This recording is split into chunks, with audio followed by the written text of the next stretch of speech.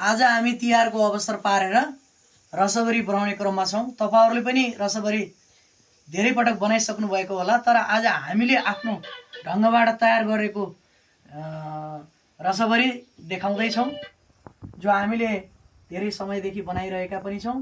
आज हामीले दुईवटा पिठोको के अरे प्याकेट चाहिँ पिठो प्रयोग गरेका छौँ र पिठो तयार गर्दैछिन् सविताले। सविता बहिनी, पिठो तयार भइसक्यो कि क्या हो? छैन, बन्दैछ। ए, बन्दैछ? हजुर। अनि यो पिठो दुईवटा प्याकेटमा चाहिँ कति के हाल्नु भयो र चाहिँ यसरी पिठो तयार गर्नुभयो भन्न सक्नुहुन्छ? दुईवटा प्याकेटमा यो दुधले मोल्नु पर्छ।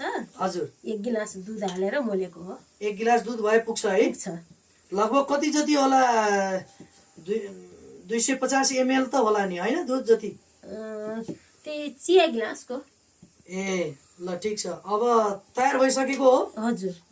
ल, धन्यवाद। हामीले यहाँ रसभरीका लागि रस तयार गर्दैछौँ। अब यसका लागि यहाँ यस्तो गाँज निस्किन्छ यसबाट। यो गाँजहरू हामीले फाल्दै गर्नुपर्छ। यो उम्लिरहेको छ, 10 मिनट अगाडिबाट हामीले उमालेका हौँ। अब यसलाई अझै उमाल्नु पर्ने छ। उमाल्दाखेरि यो चाहिँ पाके जति राम्रोसँग पाक्छ त्यति राम्रो चाहिँ चास्नी बन्छ। यसका लागि हामीले परिमाण चाहिँ भन्ने हो भने तपाईको 1 केजी 1 पाउ चिनी राखेर त्यसमा 1 लिटर यो परिमाणमा चाहिँ तपाईहरुले आफ्नो आवश्यकता अनुसार रस बनाउन सक्नुहुन्छ रसभरीको। त्यो बनायो भनेपछि तपाईहरुले चाहिँ राम्रो रस तयार गर्न सक्नुहुन्छ। त्यो चाहिँ रसभरी हप्ता 10 दिन 15 दिनसम्म राख्दाखेरि पनि त्यो केही फरक पर्दैन। यस्तो यो गाँजभरि निकाल्दै फाल्दै गर्नुपर्छ हामीले। यो फोहोर मैला हो, यो कचरा हो, यसलाई फाल्नुपर्छ। र अब यो उम्लिरहेको छ, हेर्नुहोस् त राम्रोसँग। अनि यो नपाकेको यस्तो आवाज आउँछ पानीको सिधै। तर यो पाक्यो भनेपछि गर्र गर्छ, मोटो आवाज हुन्छ। आवाज यसलाई शून्य बनाउँदै जाने हो। तपाईहरुले यति बुझ्नुहोस् कि आवाज आउँछ, काँचो छ भने, पाकेको छ भने यसमा आवाज आउँदैन। आवाजलाई चाहिँ लेस गर्ने हो, दर्र गरेर यसरी चुने मह जस्तै। त्यसो भयो भने बल्ल तपाईहरुको चाहिँ यो रस राम्रो हुनेछ। त्यसपछिबाट तपाईहरुले अर्को एउटा चाहिँ प्रोसेसमा चाहिँ जान सक्नुहुन्छ। यो रस बनाउने तरिका पनि तपाईहरुलाई मैले आफूले बनाउने तरिका सिकाएँ।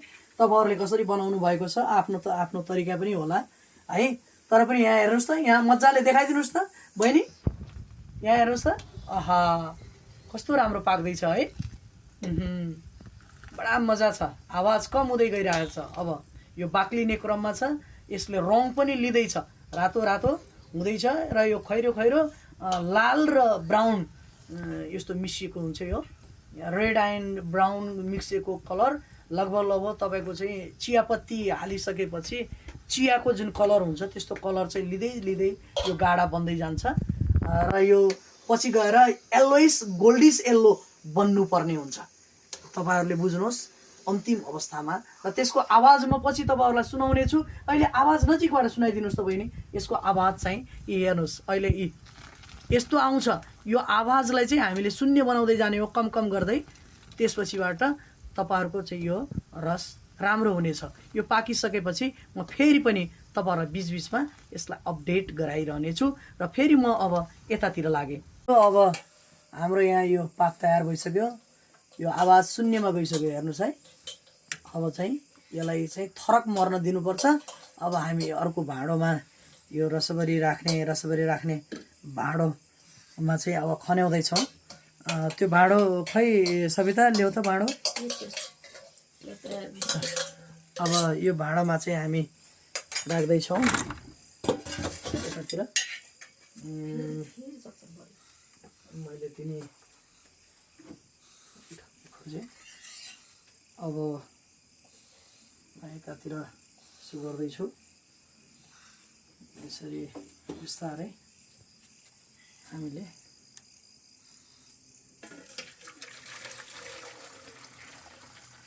रसभरीलाई अर्को भाँडामा राख्नका लागि यसरी हामीले खन्याएका छौँ। खन्याउने काम पनि हाम्रो सम्पन्न भइसक्यो। हेर्नुहोस् त कस्तो राम्रो यसले लाल रङ पनि लिइसक्यो देख्नुहोस्। यो अब हाम्रो रसभरीका लागि अत्यन्त राम्रो चाहिँ पाक तयार भइसकेको छ। यो पाकलाई म यहाँ साथीहरू अब अलिकति यसका लागि हामीले हातमा घिउ लगाउनु पर्ने हुन्छ ताकि त्यो पिठोलाई हामीले रसभरीका डल्ला पार्ने बेलामा गोली पार्ने बेलामा कतैबाट पनि फुट्नु हुँदैन।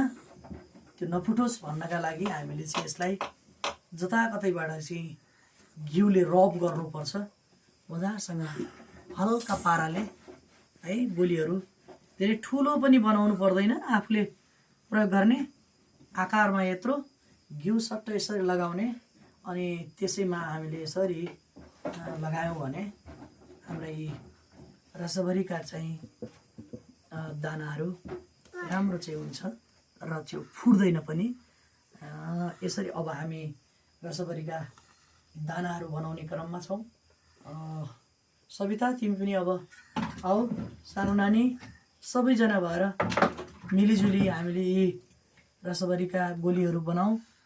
त्यसपछि हामीले फेरि उतातिर अर्को अभ्यासतिर लागौँ।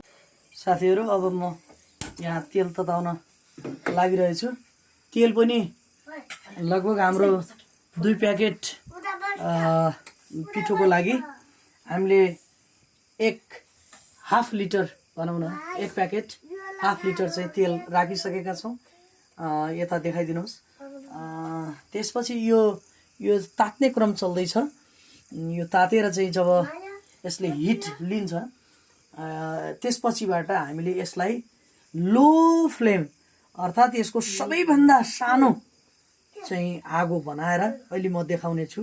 जब हामीले गोली पारेर थोरै यो तातिसकेपछि हामीले गोली राख्ने बेलामा सविताले यहाँ चाहिँ राखेको बेलामा म फेरि पनि त्यो आगो तपाईँहरूलाई देखाउने छु कत्रो बनाउने आगो भनेर। आगोको तार, तेलको तार र ती गोलीहरूको तार मिलेन भनेपछि रसभरी राम्रो हुँदैन। त्यसमा पनि अझ हामीले पाकलाई पनि अत्यन्त ध्यान दिनुपर्छ, त्यो पनि असाध्यै राम्रो हुनुपर्छ। हामीले भनिसक्यौँ। म फेरि पनि तपाईँहरूलाई भनिदिन्छु 1 लिटर पानी र त्यो 1 लिटर पानीमा चाहिँ 1 केजी 1 पाउ तपाईँले चिनी राखेर पकाउनु भयो भने ढुक्क हुनुहोस्। तपाईँले चाहिँ आनन्दले त्यो गाँस सास सबै फालेर चाहिँ लाल भइसकेपछि तपाईँले यसरी एक थोपो लिएर हातमा दुवैतिरबाट यसो गराउनु भयो भने च्याप च्याप गर्न थाल्यो भनेपछि तपाईँहरूले आवाज पनि कम दिनेछ। त्यसले डारूबाट माथि खन्याउँदाखेरि यता तातो हुँदैछ है। अब यो हेर्नुहोस्, यो तातिसकेको छ।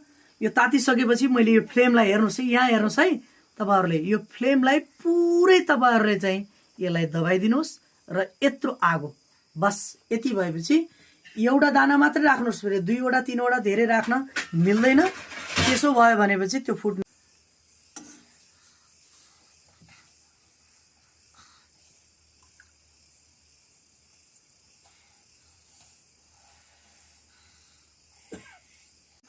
रसभरी तयार भयो।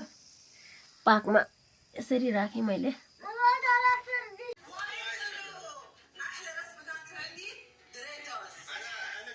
अब हाम्रो रसभरी तयार भइसक्यो। अब चाख्ने क्रममा छौँ हामी। अब हाम्रो रसभरी कस्तो भयो ल। अब हाम्रो चाहिँ रसभरी तयार भइसक्यो। सविता राख त, ल राख। ल अब हेर्नुहोस् रसभरी हाम्रो, हेर्नुहोस् त तयार भइसकेपछि अब म रसभरीको रससँगै यसरी उठाएर